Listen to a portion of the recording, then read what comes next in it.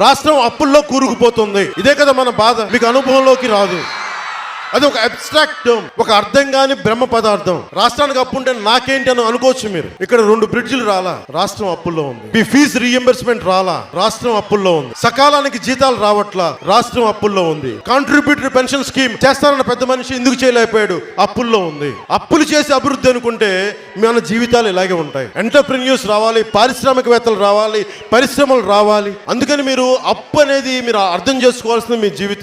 మీ జీవితంలో fee reimbursement రావట్లేదు విద్యార్థుల్లో అంటే దానికి కారణం అప్పులు అధికంగా అయిపోయి వడ్డీలు కట్టడం వల్ల అక్కడ రావాల్సిన ట్యాక్స్ డబ్బులు అటు వెళ్ళిపోతున్నాయి. అందువల్ల ఫీజు రీఎంబర్స్మెంట్ జరగట్లేదు. విదేశీ విద్యా పథకానికి నిధులు లేవంటే దానికి వచ్చిన ట్యాక్స్ నుంచి వచ్చిన డబ్బులు మళ్ళీ అటు వెళ్ళిపోతా ఉంది, వడ్డీలు కడతా ఉన్నారు. ఇలా ఏ పథకమైనా తీసుకోండి, రైతుకు గిట్టుబాటు ధర లేదు, అప్పులు పెరిగిపోయినాయి. మరి దీన్ని బయటికి తీసుకురావడం ఎలా? పవన్ కళ్యాణ్ ఒకటి సరిపోడు దీనికి. ప్రతి గ్రామంలో, మొత్తం అన్ని ప్రాంతాల్లో, అన్ని జిల్లాల్లో కమిటెడ్ లీడర్షిప్ రావాలి. ఈ నేల నాది, అభివృద్ధి కావాలి, ఉపాధి కావాలి, అవకాశాలు ఉండాలి.